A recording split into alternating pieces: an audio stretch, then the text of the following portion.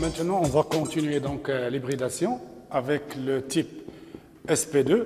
Et comme vous voyez, quand on dit SP2, ça veut dire que c'est un mélange entre donc S et 2P. Donc plus, par exemple, PX, je prends PX par exemple, PY.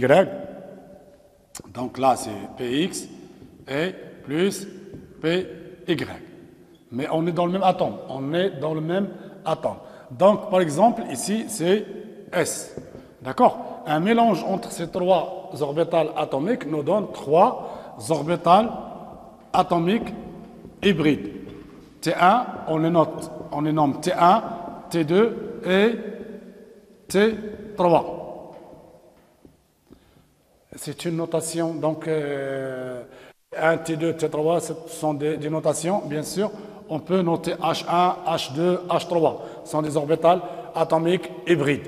D'accord? Équivalentes. Donc, ici, quand on a trois orbitales atomiques dans le même atome par exemple, alors, la répulsion donne une géométrie qu'on avait déjà montrée auparavant. Si vous avez un AX3, par exemple, c'est la même chose.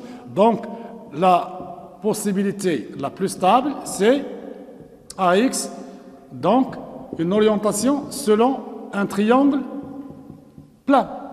Donc ça veut dire que l'angle ici, elle est de 120 degrés. C'est la même chose ici. Vous avez trois orbitales atomiques,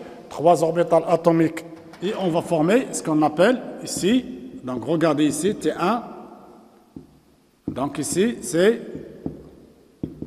voilà. Donc, par exemple, T1, T2 et T3. Avec ici, bien sûr, si je prends l'axe, le plan, dans un plan, on travaille avec X, Y, d'accord?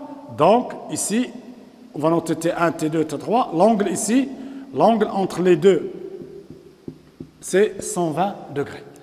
Donc, l'hybridation, ou le mélange entre trois orbitales atomiques, S et 2P, nous donne une forme triangulaire. Donc, on va prendre un exemple BF3. Bien sûr, le bord, donc le bord. Donc, je prends la couche de valence du bord. C'est un S et, bien sûr, donc 2P. D'accord? Donc, ici, vous avez avec F, le fluor, bien sûr, le fluor. Donc, c'est F. Donc, ici, trois liaisons. Si je rappelle un peu Lewis, le fluor c'est un halogène avec un électron célibataire et on peut former la molécule BF3. D'accord? Donc BF3, donc c'est une molécule qui est bien sûr triangulaire. Si vous cherchez donc la formule du Gillespie, c'est AX3.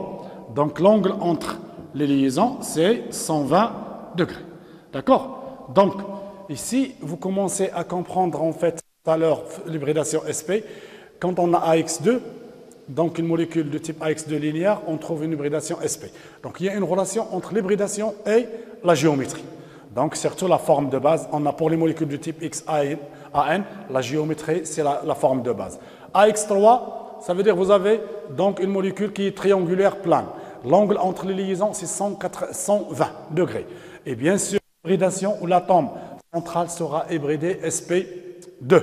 Parce que comme tout à l'heure, qu'est-ce que j'ai dit? SP2, mélange entre S et 2P, nous donne trois orbitales atomiques qui sont orientées donc selon un triangle,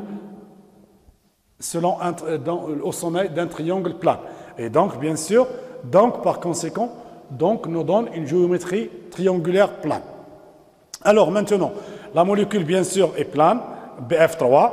Vous voyez ici un triangle, trois liaisons qui sont identiques et l'angle de liaison est 120. Alors, le bord, bien sûr, présente trois orbitales atomiques hybrides, donc T1, T2 et T3.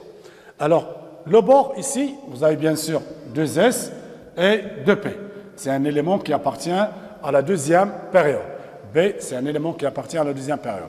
Alors, si je prends, par exemple, le plan X, Y, donc les PX, PY, bien sûr, ici, vous pouvez prendre XZ ou YZ, ça dépend. D'accord? Puisqu'on est souvent de travailler dans un plan XY, comme la molécule, elle est plane, l'hybridation SP2 nous donne une forme triangulaire plane, donc on travaille dans le plan Alors, si je veux écrire maintenant les fonctions d'onde, on va faire le calcul. Les fonctions d'onde, la LCAO, toujours la LCAO. C'est qui a formé? Bien sûr, T1, T2. Je rappelle, vous avez 2S plus, par exemple, 2P, ici, 2PX, puisqu'on est dans le même atome, d'accord? Donc, vous pouvez faire, donc ça, c'est le mélange. Le mélange, elle est là. Donc, vous avez ici, donc 2S. Vous avez ici, donc, c'est X, Y. Donc, ici, c'est P, Y, P, X. Et là, c'est 2S. Le mélange entre 2S et PX, PY nous donne 3 orbitales atomiques hybrides T1, T2 et T3, ou bien H1, H2, H3. Donc, ils sont orientés donc, selon donc, un angle plan. Alors maintenant, la LCAO, ça veut dire écrire la combinaison linéaire des fonctions d'onde atomiques hybrides. T1, toujours même atome, le bord, est égal à, c'est qui a formé T1? Il est formé à partir d'un mélange entre 2S, 2PY et 2PX, puisqu'on est ici, bien sûr, le bord, il appartient à une deuxième période. Si vous avez un élément qui appartient à une troisième période, vous allez trouver 3P, 3P. D'accord? On change le N.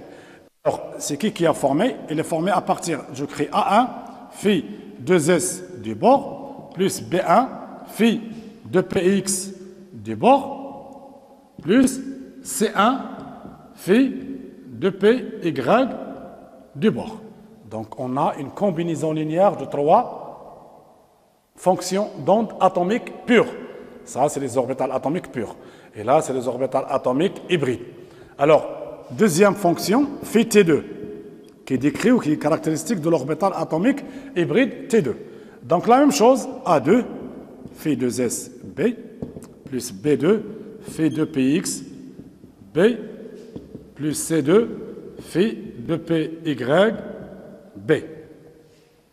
Alors, phi T3, bord, A3, phi 2S B, B3, phi 2PX, plus C3, phi 2PY. D'accord? Donc, regardez ça, si je écris la combinaison linéaire. C'est ce que vous voyez ici, la combinaison linéaire. Alors, on va essayer de montrer, on va essayer de calculer ces coefficients qui sont donnés dans le tableau. Donc, comment calculer ces coefficients? La première chose, écrire la combinaison linéaire. Écrire la combinaison linéaire, si on vous demande d'écrire la combinaison linéaire des orbitales atomiques hybrides, des fonctions d'onde atomiques hybrides, vous pouvez l'écrire facilement. Pour une hybridation SP, c'est la même chose. Qu'est-ce qu'on peut changer? Ici, bien sûr, parfois, on ne note pas l'atome, mais on est dans le même atome. Moi, je le fais ici, je le signale ici, parce que juste pour faire comprendre qu'on est toujours dans un même atome. L'hybridation se fait dans un même atome et sur la même couche électronique. Ici, on est sur 2S, 2P. Donc, même couche électronique. 2S, 2P, ou bien 3S, 3P, 3D, d'accord, etc. Ou bien 3S, 3P, mais on est sur la même couche électronique. Maintenant, comment on va chercher les coefficients? A1, on va calculer ces coefficients. D'accord? Alors,